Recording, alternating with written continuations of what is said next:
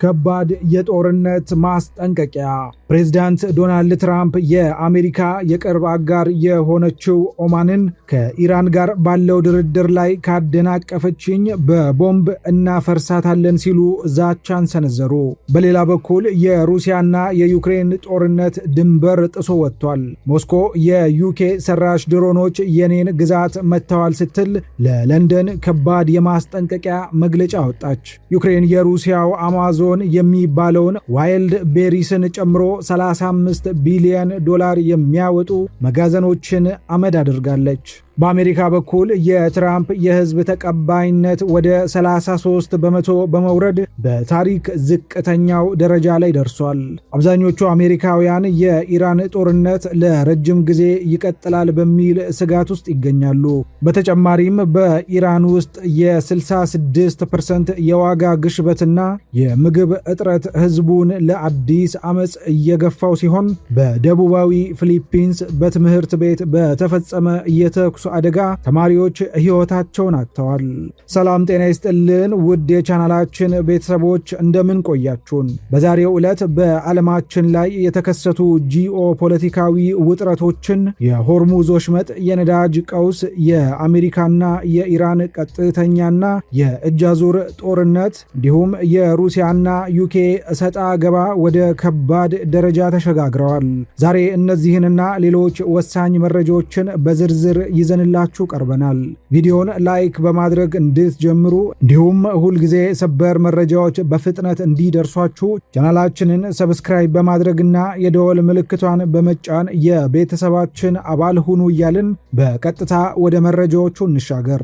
በመካከለኛው ምስራቅ የሚካሄደው የዓለም አቀፍ ነዳጅ አቅርቦት ጦርነት ወደማይገመት አደገኛ ምዕራፍ ተሸጋግሯል። ፎክስ ኒውስ እንደዘገበው የአሜሪካው ፕሬዝዳንት ዶናልድ ትራምፕ በስልክ በሰጡት ቃለ ምልልስ አሜሪካ ለዘመናት የቅርብ የደህንነት አጋሯ አድርጋ የምታያትን ኦማንን በግልጽ አስፈራርታለች። ትራምፕ ሲናገሩ ኦማን ከኢራን ጋር በምናደርገው ድርድር ላይ ካደናቀፈችን ወይም ጣልቃ የምትገባ ከሆነ በቦምብ እናፈርሳታለን፣ ከባድ ድብደባም ይደርስባታል ሲሉ ተናግረዋል።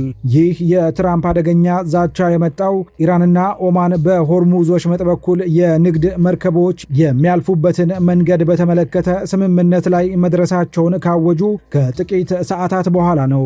የኢራን የውጭ ጉዳይ ሚኒስትር ቃል አቀባይ እስማኤል ባጋይ የመጓጓዣ መስመሩን ካርታ በተመለከተ መግባባት ላይ ተደርሷል ቢሉም ዋሽንግተን ግን ይህንን የቴሄራንና የኦማን በተናጥል የተደረገ ድርድር ሙሉ በሙሉ ውድቅ አድርገዋለች። የዓለምን 1/5 የነዳጅና የተፈጥሮ አቅርቦት የሚያስተላልፈው የሆርሙዝ ወሽመጥ አሜሪካ በኢራን ላይ ጦርነት ከከፈተችበት ጊዜ ጀምሮ ተዘግቶ ይገኛል።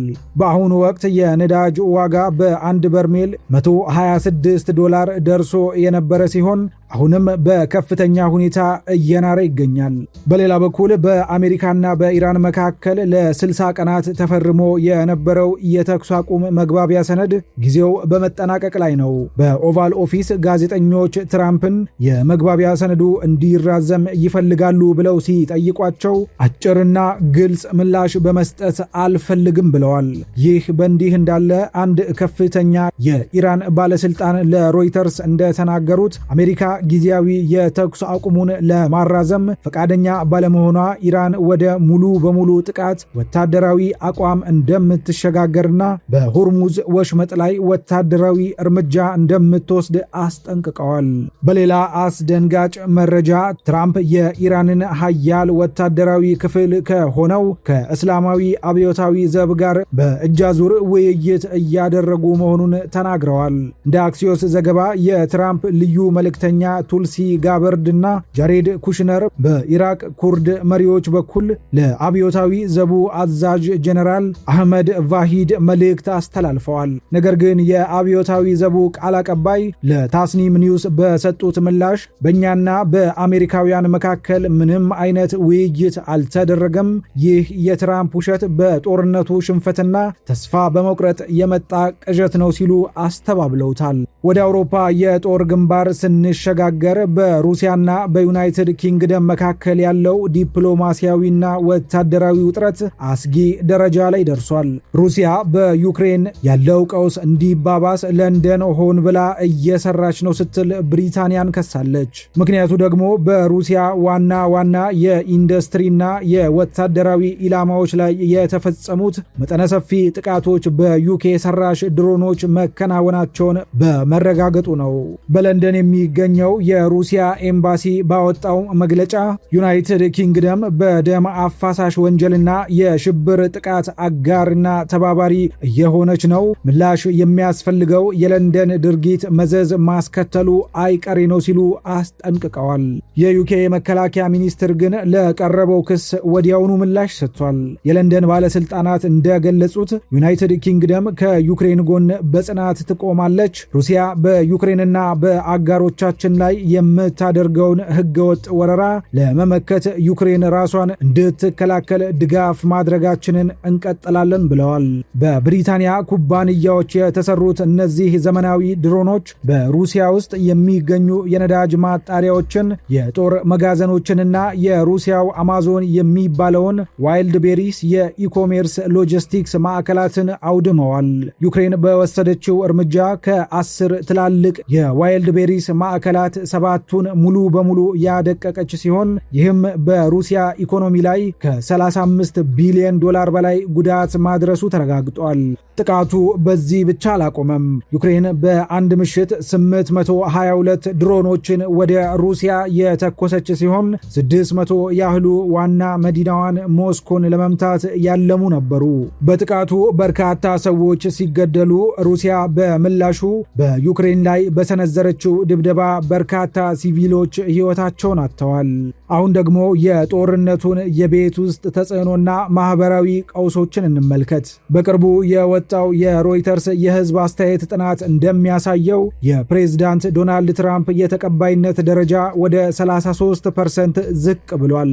ይህ በትራምፕ የፕሬዝዳንትነት ዘመን እጅግ ዝቅተኛው ደረጃ ነው። 64 በመቶ የሚሆኑ አሜሪካውያን የትራምፕን አሰራር ውድቅ አድርገዋል። ጥናቱ እንደሚያመላክተው አሜሪካ ከኢራን ጋር የገባችበት ጦርነት ለረጅም ጊዜ እንደሚቀጥል ያምናሉ። በአሜሪካ የነዳጅ ዋጋ በጋሎን $4 በላይ በመጨመሩ በመጪው የኖቬምበር አጋማሽ ምርጫ ሪፐብሊካኖች በኮንግረስ ያላቸውን አብላጫ ድምፅ ያጣሉ የሚል ስጋት ነግሷል። በሌላ በኩል በኢራን በኩል ያለው ሁኔታ እጅግ አሰቃቂ ደረጃ ላይ ደርሷል። ኢራን ከዩናይትድ ስቴትስ ጋር ባደረገችው ጦርነት ወታደራዊ የመቋቋም አቅም ብታሳይም የውስጥ ኢኮኖሚዋ ግን ሙሉ በሙሉ ተፍረክርኳል። የኢራን ስታቲስቲክስ ማዕከል እንደዘገበው ዓመታዊ የዋጋ ግሽበት 66% ደርሷል። የምግብ ዋጋ ግሽበት ደግሞ 128% የደረሰ ሲሆን የሪያል ዋጋ በመውደቁ የኢራናውያን ዝቅተኛ ወርሃዊ ደሞዝ $105 ወደ $86 ዝቅ ብሏል። ተራው የኢራን ሕዝብ ስጋና ዶሮ ከጠረጴዛው መጥፋቱን፣ የሥራ ዕድሎች መዘጋታቸውንና የቤት ክራይ በ50 በመቶ መጨመሩን በመግለጽ ላይ ይገኛሉ። ለኢራን ገዢዎች ትልቁ ስጋት አሜሪካ የምትጥለው ማዕቀብ ብቻ ሳይሆን በረሃብና በኢኮኖሚ ውድቀት የተበሳጨው ሕዝብ የሚያነሳው ሕዝባዊ አመጽ ነው። ለዚህም ሲባል የኢራን መንግስት ተቃውሞዎችን ለማፈን የባሲጅ ሚሊሻዎችን እንደገና ያደራጀ ሲሆን ጋዜጠኞችንና አክቲቪስቶችን ማሰር አጠናክሮ ቀጥሏል። ወደ እስያ ፓሲፊክ ቀጠና ስንሻገር ሁለት ትልልቅ ክስተቶችን እናገኛለን። የመጀመሪያው በደቡባዊ ፊሊፒንስ በሚገኝ ትምህርት ቤት ውስጥ አሰቃቂ የተኩስ አደጋ ተከስቷል። አንድ የ9ኛ ክፍል ተማሪ የጦር መሳሪያዎችን ወደ ትምህርት ቤት ግቢ ይዞ በመግባት በክፍል ውስጥ ባሉ ተማሪዎች ላይ ተኩስ ከፍቷል። በጥቃቱ አንድ የ10ኛ ክፍል ተማሪ ሲገደል ጥቃት አድራሹ ተማሪ ራሱን አጥፍቷል። ሌሎች 2 ተማሪዎች ደግሞ ክፉኛ ቆስለዋል። የፊሊፒንስ ፕሬዝዳንት ፈርዲናንድ ማርኮስ ጁኒየር በትምህርት ቤቶች ላይ የሚፈጸሙ ጥቃቶች በአስቸኳይ እንዲቆሙና ጥበቃው እንዲጠናከር አዘዋል። በሁለተኛ ደረጃ በዋሽንግተንና በፒዮንግያንግ መካከል አዲስ የዲፕሎማሲ ጭላንጭል ታይቷል። ፕሬዝዳንት ዶናልድ ትራምፕ አሜሪካ ከደቡብ ኮሪያ ጋር የምታደርገውን የጋራ ወታደራዊ ልምምድ በከፍተኛ ደረጃ እንድትቀንስ መመሪያ ሰጥተዋል። ትራምፕ ለዚህ የሰጡት ምክንያት የልምምዱ ወጪ ከፍተኛ መሆኑንና ደቡብ ኮሪያ በኢራን ጦርነት ውስጥ ለመሳተፍ ፈቃደኛ አለመሆኗን ነው። ትራምፕ አክለውም ሰሜን ኮሪያን ምንም ስጋት የሌለባትና አክባሪ ሀገር ሲሉ የጠሯት ሲሆን ጋዜጠኞች ኪም ጆንግ ኡን እንደገና ለመገናኘት ለቀረበው ጥሪ ምላሽ ሰጥተዋል ብለው ሲጠይቋቸው አዎ ምላሽ ሰጥተዋል፣ እሱን እረዳዋለሁ፣ እሱም ይረዳኛል ሲሉ ተናግረዋል። ምንም እንኳን ሰሜን ኮሪያ ከሩሲያ ጋር ያላትን ወታደራዊ አጋርነት በዩክሬን ጦርነት ላይ ሚሳኤሎችን በማቅረብ ላይ ብትገኝም በትራምፕና በኪም ጆንግ ኡን መካከል አዲስ ጉባኤ ሊካሄድ እንደሚችል ተንታኞች ይገምታሉ። ውድ ተመልካቾቻችን ትራምፕ በኦማን ላይ የሰነዘሩት የቦምብ ጥቃት ዛቻ፣ የሆርሙዝ ወሽመጥ መዘጋት ያስከተለው የነዳጅ ቀውስ፣ የሩሲያና የዩኬ ከባድ ወታደራዊ ፍጥጫ፣ የኢራን የውስጥ ኢኮኖሚ መፍረስና የአሜሪካ ፖለቲካ ውጥረቶች የዛሬ ዋና ዋና መረጃዎቻችን ነበሩ። የትራምፕ እርምጃዎች ትክክለኛ ናቸው ብላችሁ ታስባላችሁ? ሐሳብና አስተያየታችሁን ከታች ባለው ኮመንት መስጫ ላይ ጻፉልን። ቪዲዮን ከወደዳችሁት ላይክ ማድረግና ለወዳጆቻችሁ ሼር ማድረጋችሁን አትርሱ። ለቻናላችን አዲስ የሆናችሁ ደግሞ አሁኑኑ ሰብስክራይብ በማድረግና የደወል ምልክቷን በመጫን በየቀኑ የምንለቃቸውን ሰበር መረጃዎች ተከታተሉ። በቀጣይ መረጃዎች እስከምንገናኝ ድረስ ቸር ሰንብቱን።